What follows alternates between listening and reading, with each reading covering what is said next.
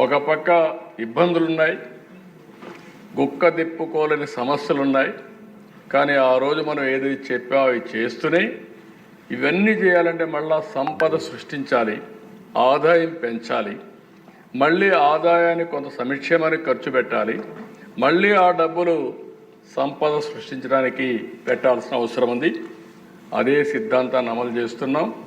నా ఆలోచన ఒకటే, మనం శాశ్వతం కాదు, సమాజం శాశ్వతం. ఈరోజు చేసే పని భావితరాల భవిష్యత్తుని సృష్టిస్తుందని చెప్పి కూడా నేను మీకు తెలియజేసుకుంటూ, నా కళ ఒకటే, నా ఆలోచన ఒకటే, మళ్ళీ మిమ్మల్ని అందరినీ కోరుతున్నా సహకరించండి. 2047కి భారతదేశంలో నెంబర్ 1 రాష్ట్రం ఏదంటే దానికి చిరునామాగా ఆంధ్రప్రదేశ్ ఉండాలి. ప్రధానమంత్రి గారు వికసిత భారత్ పనిచేస్తున్నారు. మనం స్వర్ణాంధ్రప్రదేశ్ కోసం పనిచేద్దాం. మనం అవునన్నా కాదన్నా ప్రపంచం మొత్తం తెలుగు జాతి అగ్రజాతిగా తయారవుతున్న దిశ, దాని గురించి సందేహమే లేదు నాకు. నెంబర్ 1 కమ్యూనిటీ ఒకప్పుడు జూయిష్, రాబోయే 2047కి తెలుగు జాతి నెంబర్ 1 కమ్యూనిటీగా ప్రపంచంలో తయారవుతుంది. భారతీయులు ముందుంటారు. కాబట్టి మన బాధ్యత మనం చేద్దాం. మిమ్మల్ని నమ్ముకుని ఓట్లేసిన మీ ప్రజలకు, మీరు, నేను, పవన్ కళ్యాణ్ గారు మనందరం కలిసి సమిష్టిగా పనిచేసి అనుకున్న లక్ష్యాల్ని సాధించి ప్రజల రుణం తీర్చుకుందాం.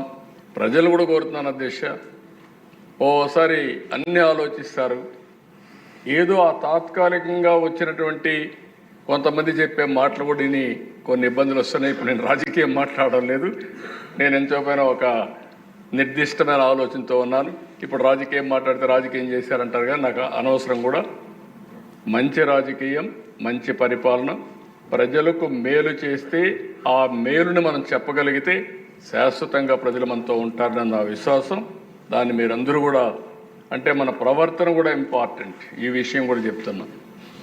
మనం మంచి పని చేయడమే కాకుండా మంచి పని చేసే విధానం, ప్రజలతో మనం మమేకం కావడం, వాళ్ళను కూడా మనం చేసే పని వారి కోసం చేసామని నమ్మే విధంగా మనం ప్రవర్తించాల్సిన అవసరం ఉంది.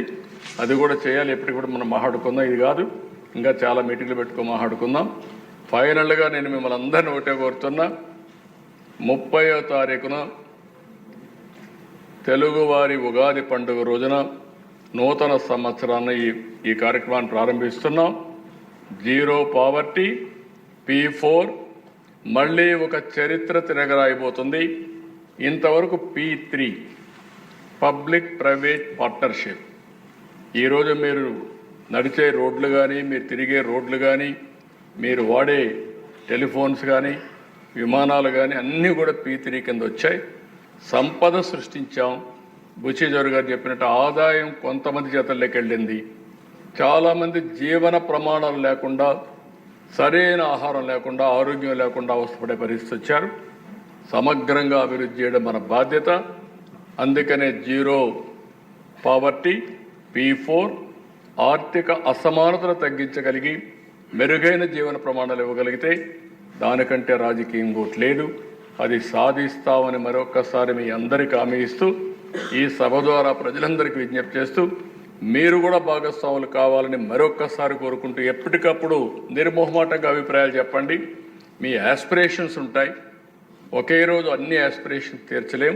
కానీ రోజు రోజుకు మీ పరిస్థితులు బాగుపడుతున్నాయా లేదా ఆలోచించుకుని పూర్తిగా ఆశీర్వదించవలసిందిగా ప్రజలందరినీ కోరుకుంటూ మీ దగ్గర సెలవు తీసుకుంటున్నాను. ఇది జరగాలంటే 15% సంవత్సరం మనం అభివృద్ధి కావాల్సిన అవసరం ఉంది. అయితే వెరీ అంబిషియస్ ప్లాన్, అసాధ్యం కాదు, ఇది సాధ్యం. మనం కానీ సమర్థవంతంగా ప్రాధాన్యతలు పెట్టుకొని టెక్నాలజీ కరెక్ట్గా ఉపయోగించుకుంటే ఇది సాధిస్తామనే ఒక విశ్వాసం ఉంది. గడిచిన 14-19 5 సంవత్సరాల కాలంలో CAGR అంటే 5 సంవత్సరాల ఆవరేజ్ తీసుకుంటే 13.5% మనం గ్రో అయ్యాం. 14-19 కంటే కూడా 1.5% ఓవరాల్గా గ్రో కావాల్సిన అవసరం ఉందని కూడా నేను మీకు తెలియజేస్తున్నా. ఇక్కడ చూస్తే అధ్యక్ష 15% గ్రోత్ సంవత్సరం 308 లక్షల కోట్ల రూపాయలు జిఎస్టిపి కాంట్రిబ్యూషన్.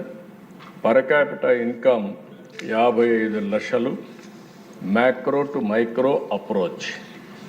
ఇక్కడి నుంచి రాష్ట్ర స్థాయి నుంచి అన్ని డిపార్ట్మెంట్ల నుంచి లాస్ట్ మైల్లో ఫ్యామిలీ వరకు ఇంటిగ్రేట్ చేయాలనేది ఇందులో ప్రధానమైన లక్ష్యం. నెక్స్ట్ ఇక్కడ చూస్తే అధ్యక్ష మీకు ఒక ఐడియా, నేనేదో 20 సంవత్సరాలకు 23 సంవత్సరాలకు ఏం జరుగుతుందో చెప్పడం లేదు. ఇప్పుడు కూడా మీరు ఒకసారి చూసుకుంటే 23-24 అగ్రికల్చర్ అండ్ అలైడ్ 4,48,382 కోట్లు జిఎస్టిపి కాంట్రిబ్యూషన్. ఇండస్ట్రీ 3,19,869 కోట్లు. సర్వీస్ సెక్టర్ 5,47,339 కోట్లు. మొత్తం కలిసి 14,22,094 కోట్లు. మొత్తం పర్సంటేజ్ వచ్చి గ్రోత్ వచ్చి మీరు చూస్తే 8.6%. అదే మరి పర్ క్యాపిటల్ జిఎస్టిపి 2,66,995 రూపాయలు. అదే ఈ సంవత్సరం 24-25 తెలుగుదేశం ఈ యొక్క ఎన్డీఏ కూటమి అధికారంలో 9 నెలలు ఉంది. ఈ 9 నెలల్లో మీరు చూస్తే అగ్రికల్చర్ అండ్ అలైడ్ 5,12,482 కోట్లు పెరిగింది. ఇండస్ట్రీ 3,40,387 కోట్లు పెరిగింది. సర్వీస్ సెక్టర్ 6,12,045 కోట్లు పెరిగింది.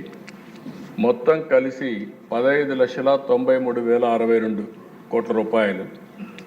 ఇక్కడ గ్రోత్ రేట్ వచ్చి 12.02.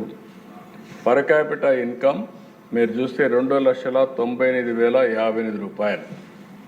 ఈ సంవత్సరం అంటే లాస్ట్ ఇయర్ కంటే 32,000 దగ్గర పెరిగే అవకాశం వచ్చింది. ఇక్కడి నుంచి మళ్ళీ మీరు చూస్తే 25-26కి 17% గ్రోత్ పెట్టుకున్నాం. ఎందుకంటే కొంచెం ఈ సంవత్సరం అంతా కానీ అన్ని రంగాల్లో స్ట్రీమ్లైన్ చేయగలిగితే వస్తున్నది ఒక నమ్మకం. అందుకనే 17% పెట్టుకున్నాం. దానివల్ల జిఎస్టిపి 18,65,704 కోట్లు రావాలి. అగ్రికల్చర్, ఇండస్ట్రీ, సర్వీస్ ఏ విధంగా వస్తాయని కూడా పెట్టాం. 3,47,871 రూపాయలు తలసరి ఆదాయం. 26-27కి మీరు చూస్తే 21,67,606. దానికి అనుగుణంగా అలొకేషన్స్ పెట్టుకున్నాం. Growth rate 16.18. దాని మీద 4,03,178 రూపాయలు తలసరి ఆదాయం.